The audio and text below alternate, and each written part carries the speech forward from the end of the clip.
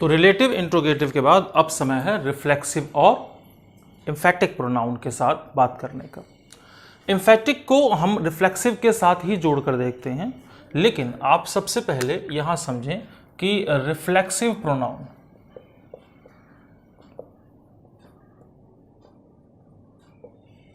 ये क्या है। रिफ्लेक्ट का मतलब होता है परावर्तित, तो रिफ्लेक्सिव का मतलब होता है कि जिसमें हम सब्जेक्ट के ऊपर ही परावर्तन यानी कि इंटर ट्रांसफॉर्मेशन का केस करते हैं, ऐसी अवस्था आपकी क्या कहलाती है, रिफ्लेक्सिव कहलाती है। आप जब रिफ्लेक्सिव प्रोनाउन में जाएंगे तो इसकी पहचान है कि इसमें आपको सेल्फ और सेल्फ्स जैसे शब्द मिलते हैं, जिसमें सेल्फ का जो यूज होता है वो सिंगुलर पोजीशन और सेल्फ्स का यूज जो होता है वो प्लूरल पोजीशन के लिए किया जाता है। अब अगर प्रोनाउन के साथ इनके कॉम्बिनेशन की बात करते हैं तो ये कुछ इस तरीके से बनता है कि आई के लिए माई सेल्फ, वी के लिए आवर सेल्व्स,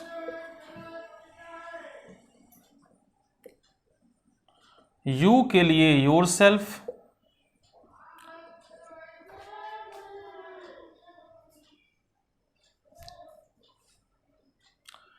और जब आप इसको प्लूरल में करेंगे तो योर सेल्फ्स हो जाएगा ये।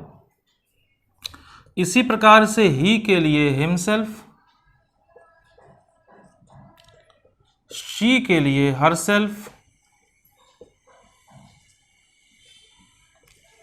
इट के लिए it self,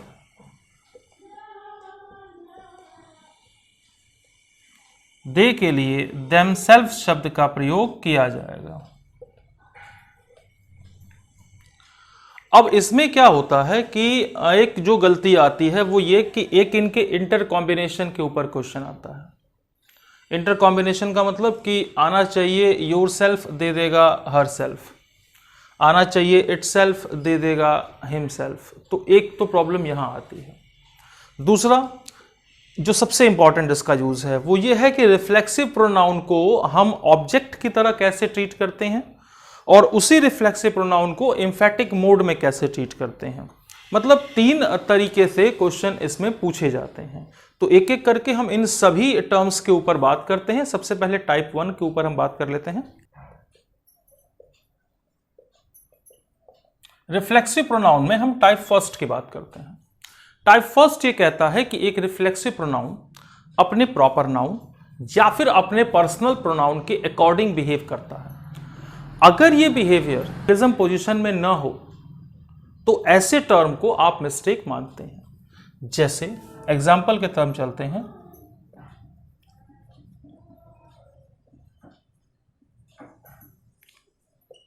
the Ramayana is the gift of life in himself.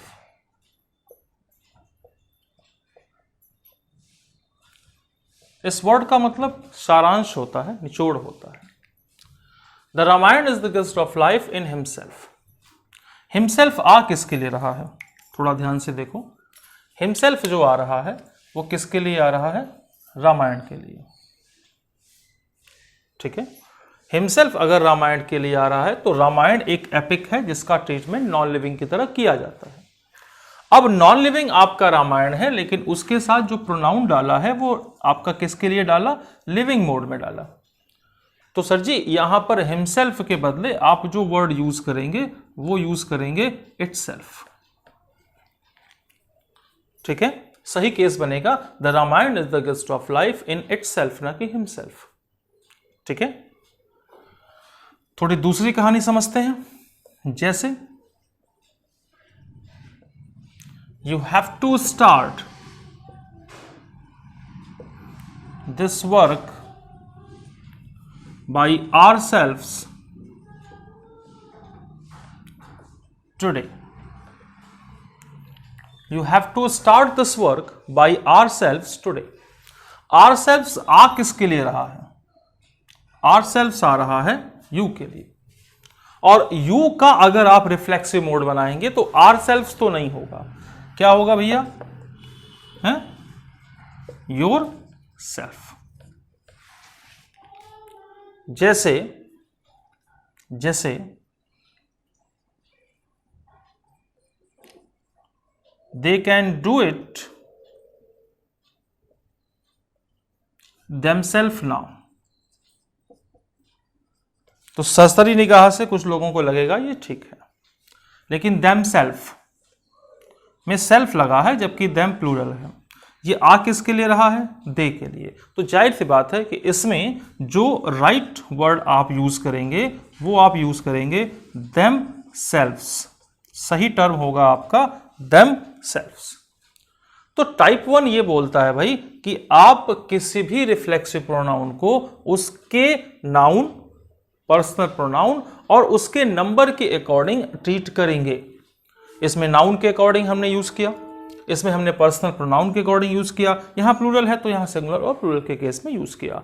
अब यहां से हम बात करेंगे पर्सनल रिफ्लेक्सिव प्रोनाउन के उस मोड की जहां से सबसे ज्यादा क्वेश्चन पूछे जाते हैं और जहां से क्वेश्चन ज्यादा ही पूछे जाते हैं। टाइप 2 को देखते हैं। अब रिफ्लेक्सिव प्रोनाउन के टाइप 2 की अगर आप जाओगे बात, तो टाइप 2 काफी इंपॉर्टेंट है। जब आप टाइप 2 की बात करेंगे तो इसको हम कहते हैं कि रिफ्लेक्सिव प्रोनाउन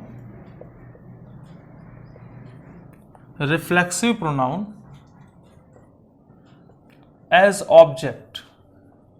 अब इसको कुछ लोग याद करवाते हैं कि बेटा देखो कुछ लोग ऐसे, कुछ वर्ड ऐसे होते हैं जिसके साथ हमेशा रिफ्लेक्सिव प्रोनाउन आता है, जैसे इंट्रोड्यूस्ड हो गया, जैसे एंजॉयड हो गया, जैसे फाउंड हो गया। ऐसे कोई कहानी हम आपको यहां नहीं बताने जा रहे हैं, क्योंकि जब कुछ वर्ड ऐसे हैं और कुछ वर्ड वैसे हैं, अगर ऐसा ही पढ़ना होता है तो फिर भैया आप रटने वाली विद्या के सहारे जा रहे हैं, आप समझने वाली विद्या के साथ ही नहीं हैं। देखो ऑब्जेक्ट की तरह यूज होता है रिफ्लेक्सिव प्रोनाउन। अब ऑब्जेक्ट की तरह यूज होता है, इसका मतलब स्ट्रक्चर हम क्या बनाते हैं? एसवीओ स्ट्रक्चर बनाते हैं। अगर एसवीओ स्ट्रक्चर बनाए तो वर्ब के अंदर दो हिस्से निकल के आएंगे, एक आएगा हेल्पिंग वर्ब और दूसरा आएगा मेन वर्ब। अगर आप बात करते हैं हेल्पिंग वर्ब और मेन वर्ब की, तो ये दोनों आपके हेल्पिंग वर्ब और मेन वर्ब किससे कनेक्ट होते हैं? सब्जेक्ट से। और ऑब्जेक्ट क्या होता है? जिसके ऊपर काम किया जाता है। यानी आपने अगर इस तरीके से यूज किया कि I will take a car, I will take a car, तो आई आपका सब्जेक्ट हो गया, विल टेक ये वर्ब का हिस्सा हो गया, क्या लूंगा? कार। अब अगर कार नहीं है तो ऑब्जेक्ट नहीं है। तो ऐसे केस में ऑब्जेक्ट जब मिस कर जाता है तो हम कहां पे वर्ब के बाद रिफ्लेक्सिव प्रोनाउन को ऑब्जेक्ट की तरह यूज करते हैं। लेकिन ध्यान दीजिएगा, हर वर्ब के बाद रिफ्लेक्सिव प्रोनाउन ऑब्जेक्ट की तरह यूज नहीं होती। केवल उन्हीं वर्ब के साथ ऑब्जेक्टिव केस का यूज किया जाता है रिफ्लेक्सिव प्रोनाउन में जिसमें आपको काम करने के लिए एक्सटर्नल हेल्प की जरूरत पड़ती है। कहेंगे ये कौन सी कहानी है? तो आओ समझें, एक एक करके एग्जाम्पल के ऊपर चलते हैं तो ज्यादा आसानी आपको होगी। जैसे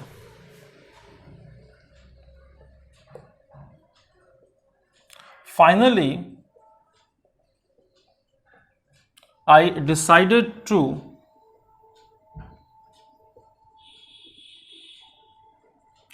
introduce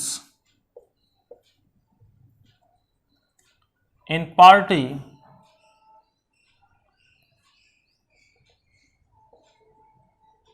with her। हमने आपको क्वेश्चन दिया कि finally I decided to introduce in party with her. अब हम कहें कि इसमें प्रॉब्लम क्या है? प्रॉब्लम क्या है देखते हैं। डिसाइडेड वर्ब है, आई सब्जेक्ट है। क्या डिसाइड किया? इंट्रोड्यूस करने के लिए, तो टू इंट्रोड्यूस इन्फिनेटिव वर्ब का हिस्सा ये भी है। ठीक है, क्या इंट्रोड्यूस करने को डिसाइड किया? पार्टी में डिसाइड किया। ठीक है, पार्टी में डिसाइड किया, इंट्रोड्यूस करने को डिसाइड किया, लेकिन इंट्रोड्यूस क्या करेंगे? With her. ठीक है, उसके साथ भी इंट्रोड्यूस करना मान लिया कि उसके साथ डिसाइड किया, इंट्रोड्यूस करने को डिसाइड किया, तो इंट्रोड्यूस किसको करोगे? देखो इंट्रोड्यूस करना यानी परिचय कराना, इंट्रोडक्शन कराना, ये एक ऐसा वर्ब है जिसमें आपको किसी चीज की सहायता की जरूरत पड़ती है। जैसे आपने लोगों के सामने कोई चीज इंट्रोड्यूस की, आपने कोई चीज लॉन्च की, तो उसके लिए आपको किसी की जरूरत है। इन केस अगर कोई नहीं है तो आप खुद को भी इंट्रोड्यूस कर सकते हैं। तो ऐसी पोजीशन में हम क्या काम करेंगे? Finally I decided to introduce, क्या होगा भैया? Myself. Finally I decided to introduce myself in party. यानी यहां पर आपको ऑब्जेक्ट की जरूरत थी जो सेंटेंस में नहीं था, इसलिए आपने यहां पर ऑब्जेक्ट को यूज किया। आगे बात करेंगे।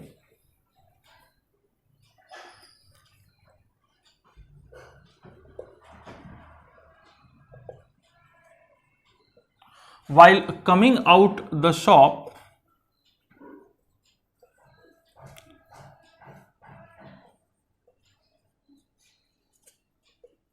she found in dark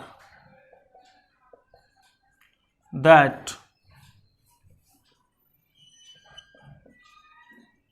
made her fearful. While coming out the shop, she found in dark that made her fearful. Sentence देखते हैं।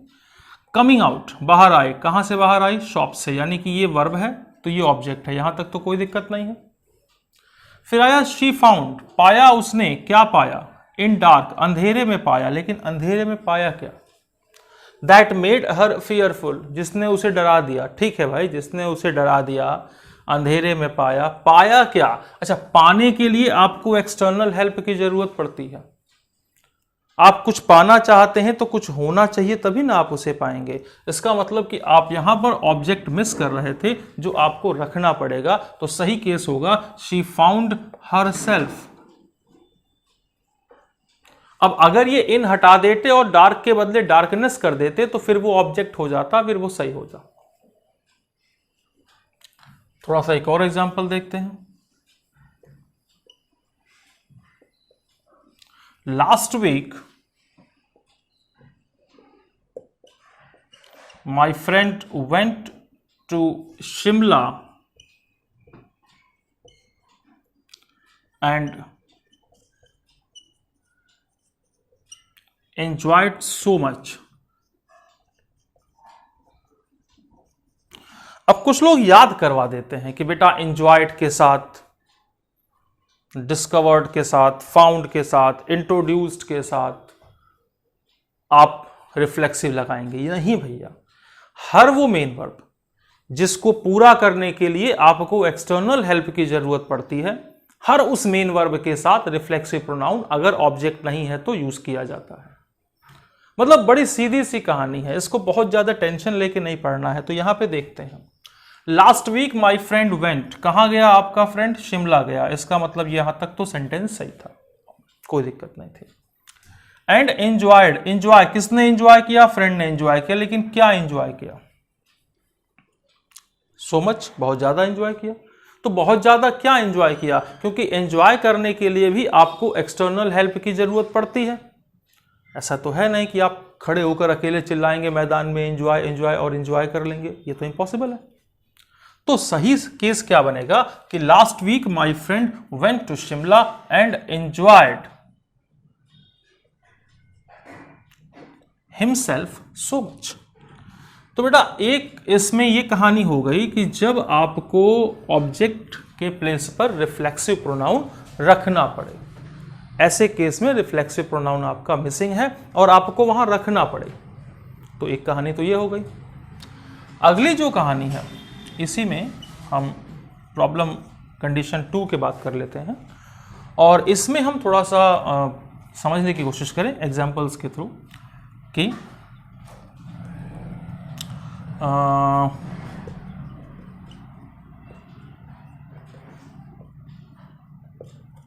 listening the noise, I stopped myself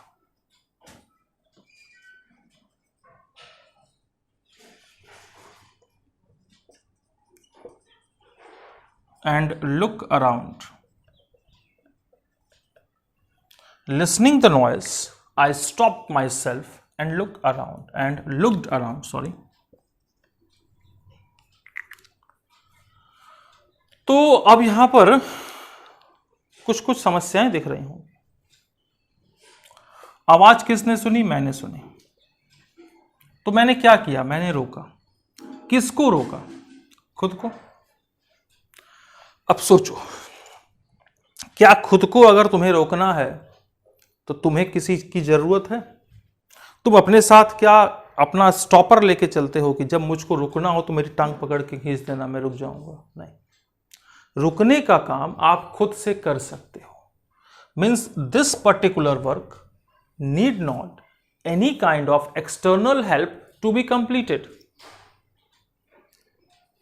make sure if the main work needs any kind of external help to be completed and the sense is missing, that's why object is required. But if a main verb can be done by itself by the subject and no external help is required, it means in such kind of main verbs we need not to use object.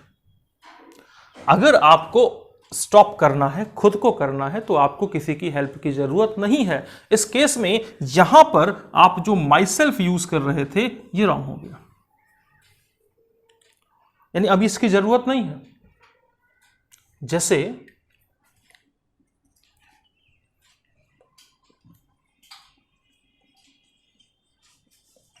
They danced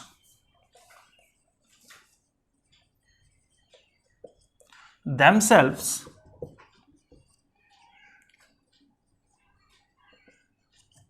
in the marriage of their friend.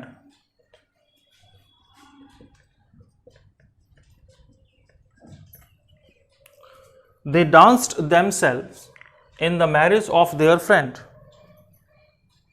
अब ये ठीक ठाक लग रहा है, लेकिन आप सोचिए, डांस किया किसने किया? उन्होंने किया।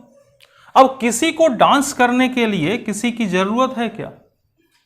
आप कहेंगे म्यूजिक होना चाहिए, तो ये भी गलत है, क्योंकि अगर दिल में खुशियां होती हैं तो बिना म्यूजिक के भी नाच होता है, और अगर दिल उदास होता है तो बैंड बाजी में भी मातम आता है। छोटी सी बात है। नाचे वो, तो नाचने के लिए तो किसी की हेल्प की जरूरत तो नहीं है ना। अब अगर किसी की हेल्प की जरूरत नहीं है तो इसका मतलब यहां पर ये जो हम ऑब्जेक्ट यूज कर रहे थे रिफ्लेक्सिव प्रोनाउन में, उसको यूज नहीं करेंगे। ठीक है, एक और एग्जांपल देख लेते हैं।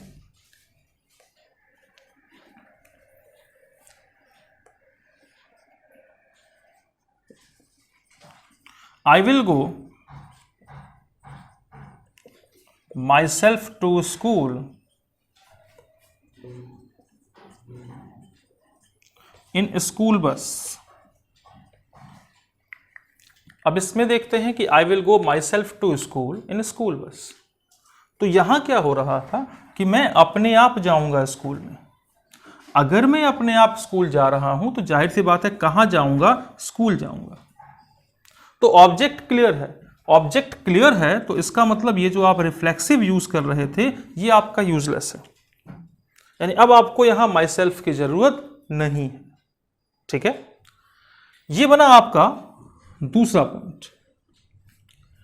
इसी में तीसरा पॉइंट कैसे पूछता है इसको देखिएगा। ही himself will start a work next year.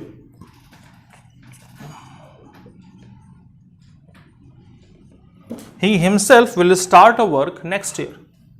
अब कुछ बच्चे सोचेंगे कि ही सब्जेक्ट है, विल स्टार्ट आपका वर्ब हो गया, अ वर्क ऑब्जेक्ट हो गया, तो इसकी क्या जरूरत है? सर जी, ऑब्जेक्ट का प्लेस वर्ब के बाद होता है। अगर ये वर्ब के बाद आता कि he will start himself a work, तो हम हिमसेल्फ को हटा देते, लेकिन यहां पे ये कहां आया? ये सब्जेक्ट के ठीक बाद आ गया। तो जो नाउन या जो प्रोनाउन सब्जेक्ट के ठीक बाद आया वो क्या काम करता है कि सब्जेक्ट को एम्फेसाइज करता है, यानी सब्जेक्ट पर प्रेशर डालता है, सब्जेक्ट पर दबाव डालता है। तो एम्फेसाइज की पोजीशन जो आती है उस केस में ये जो आपका केस कहलाता है, ये कहलाता है आपका एम्फेटिक प्रोनाउन, अर्थात निजता सूचक सर्वनाम।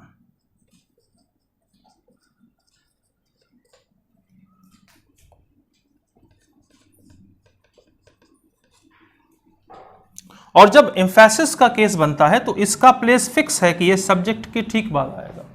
तो ये आया तो ये सही है, इसमें कहीं कोई गलती नहीं है। बात करते हैं अगले प्रोनाउन की।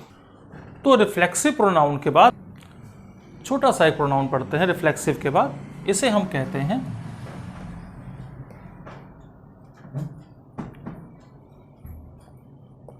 Reciprocal pronoun. इसको आप यूनिवर्सल कॉन्सेप्ट प्रोनाउन भी कहते हैं, इसको हम समता सूचक सर्वनाम के नाम से जानते हैं।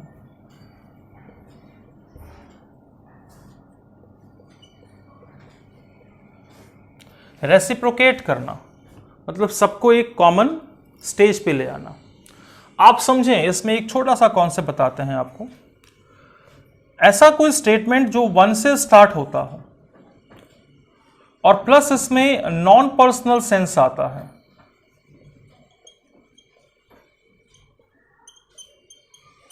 वन से स्टार्ट हुआ और नॉन पर्सनल सेंस आया, तो ऐसी पोजीशन में हम क्या काम करेंगे कि इसका जो रिफ्लेक्शन होगा वो वंस पे किया जाएगा। ठीक है। और अगर वन से स्टार्ट हुआ और कोई पर्सनल सेंस आ गया तो ऐसे केस में हम वहां पर वंस को नहीं जोड़ते, वंस को नहीं जोड़ते। हम वहां पर जो वर्ड यूज करते हैं वो हम यूज करते हैं possessive pronoun.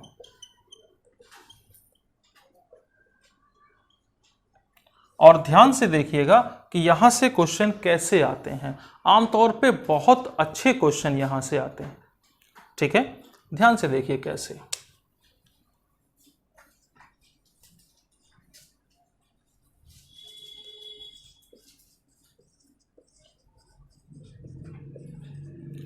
One should be serious for his career. One should be serious for his career. अब याद समझो यहां से कि वन का स्टार्ट किया तो कभी भी यहां वन का मतलब एक नहीं हुआ। रेसिप्रोकेट का मतलब यहां आता है हर किसी को, तो वन की जो वैल्यू है वो आई है आपकी हर किसी को, यानी for each and every one. तो अगर आप बात करते हैं कि one should be serious for his career, तो यहां पर हम जो स्टेटमेंट दे रहे थे ये पर्सनल नहीं था, नॉन पर्सनल था। और नॉन पर्सनल स्टेटमेंट होने की वजह से हम यहां पर हिज को खत्म करेंगे, कैरियर नाउन है इसके साथ कनेक्ट करेंगे तो केस बनेगा one should be serious for one's career. ठीक है, सही केस बनेगा one should be serious for one's career. थोड़ा सा और एक एग्जांपल देख लेते हैं। It is our duty to be polite with all. और ये थोड़ा सा पढ़ने में सही लग रहा है कि हमारा कर्तव्य है। ठीक है, हम मानते हैं। ये देखो कम्युनिकेशन वगैरह में ये चल जाएगा। आप जब टेक्निकल में आते हैं तो आवर जो है हमारा एक, भले ही वो सबको जोड़ता हो लेकिन इसके साथ भी एक लिमिटेड होता है ग्रुप। हमारा का भी एक लिमिटेड संसार है। तो इसका मतलब ये हो गया कि आप जब यहां पर मैसेज दे रहे हैं नॉन पर्सनल, तो ये भी आपका नॉन पर्सनल केस में यूज होगा। और ये आवर के बदले आप जो वर्ड यूज करेंगे वो वंस के साथ जाएंगे। It is one's duty to be polite with all. ठीक है, लेकिन कभी कभी क्या होता है कि स्टूडेंट इसी में कंफ्यूज हो जाता है। वो याद कर लेता है कि वन के बाद वंस ही आएगा। जैसे अगर थोड़ा ध्यान से देखा जाए, one who gives me money is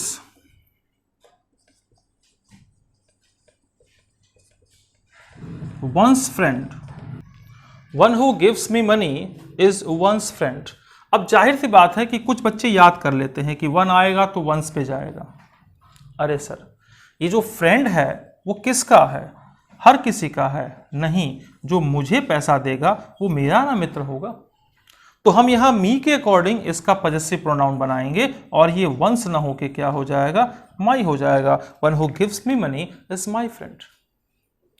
ठीक है, तो ये हम लोगों ने बात की रेसिप्रोकल प्रोनाउन की, और आपके पेपर में यहां से क्वेश्चन जरूर पूछता है। अब बात करते हैं प्रोनाउन के अगले कंडीशन, जिसको आप कहते हैं डेमोन्स्ट्रेटिव प्रोनाउन।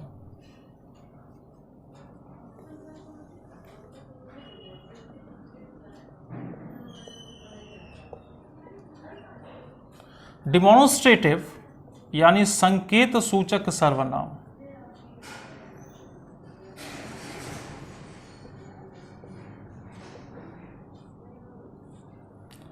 आप जब किसी को डेमोन्स्ट्रेट करते हैं, संकेत करते हैं, तो वहां पर आप यूज करते हैं इस प्रोनाउन को। ये इंपॉर्टेंट है। इसमें जो आपको वर्ड मिलते हैं वो इस तरीके से हैं, this, that, these, those, here और देयर। तो आपको डेमोन्स्ट्रेटिव में इनसे क्वेश्चन मिलता है। सबको पता है कि दिस का मतलब यह होता है for singular present case,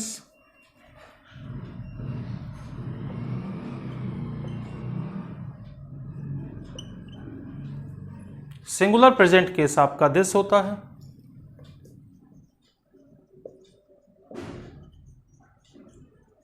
singular past case आपका दैट होता है।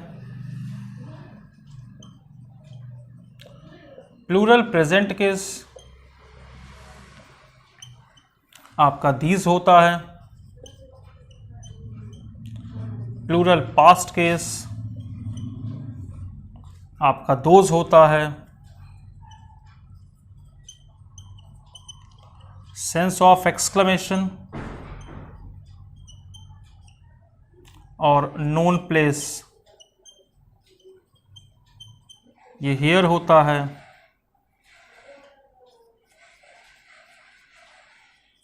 अननोन प्लेस और अननोन टाइम ये आपका देयर होता है। तो ये 6 वर्ड हैं आपके डेमोन्स्ट्रेटिव प्रोनाउन के अंतर्गत, जिसको अगर आप वन बाय वन एग्जांपल के थ्रू हम लोग देख रहे हैं, अब चीजें क्लियर हो जाएंगी। जैसे this is my car,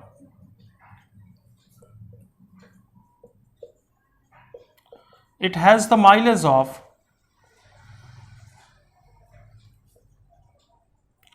30 kilometre पर लीटर।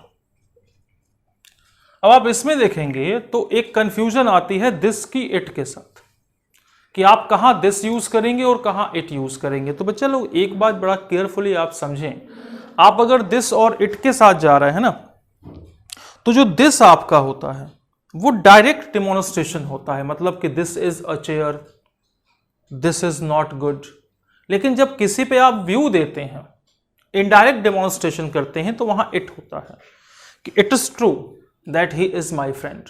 यहां आप ट्रुथ के साथ यानी ट्रू के लिए जा रहे थे, उस केस में दिस इज ट्रू ना करके इट इज ट्रू। तो बड़ा कंफ्यूज रहता है स्टूडेंट कि दिस और इट में क्या डिफरेंस है। तो दिस डायरेक्ट डेमोन्स्ट्रेशन होता है और इट इनडायरेक्ट डेमोन्स्ट्रेशन होता है।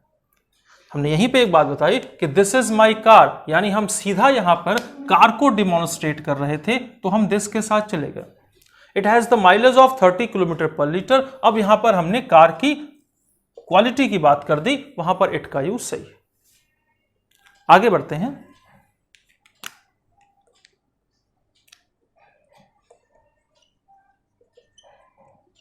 दैट डे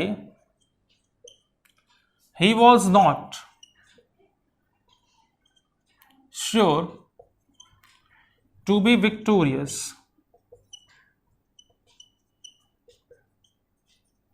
पास्ट का मोड बनाया तो आप दैट के साथ जाएंगे। यहां दिस दे नहीं हो सकता, दीज दे नहीं हो सकता। जैसे drinking gambling, drinking, gambling,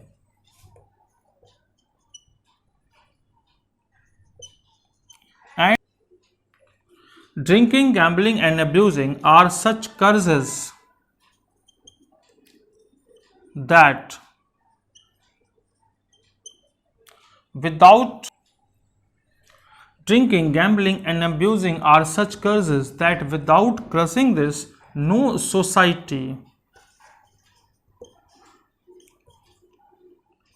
can progress। इस क्वेश्चन में ध्यान दीजिएगा कि यहां हमने यूज किया drinking, gambling and abusing are such curses that without curbing this no society can progress. ये दिस आया किसके लिए?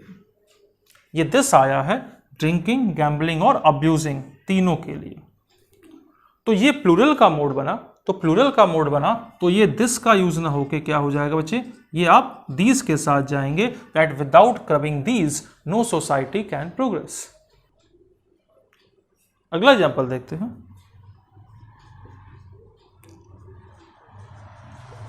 इन that days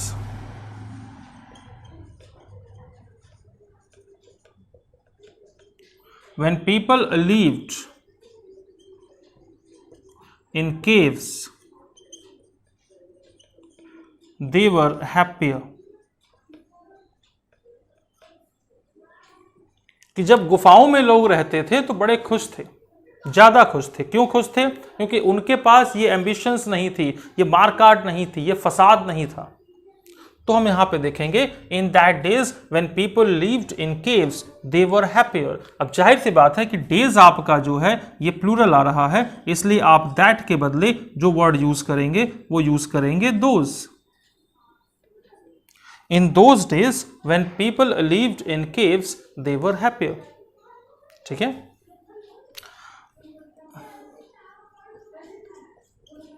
here comes my friend with edibles।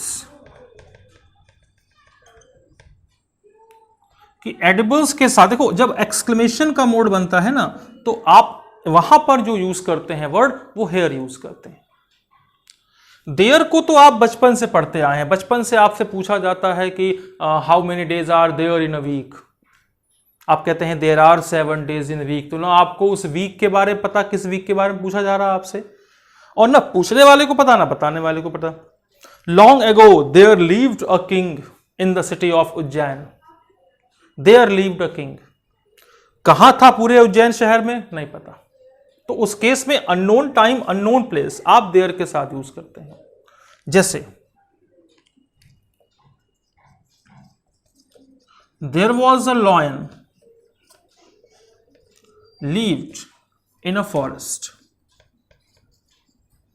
तो एक बार एक शेर था, एक शेर था, पता नहीं कब था, कितनी बार था, कहां था नहीं पता, ना वो टाइम पता, ना वो जंगल का हिस्सा पता, ना वो जंगल पता। तो अननोन टाइम, अननोन प्लेस आप जब भी जस्टिफाई करते हैं बच्चे, आप देयर से यूज करते हैं। ठीक है, अब बात करेंगे प्रोनाउन के सबसे इंपॉर्टेंट हिस्से, डिस्ट्रीब्यूटिव या इम्पर्सनल प्रोनाउन।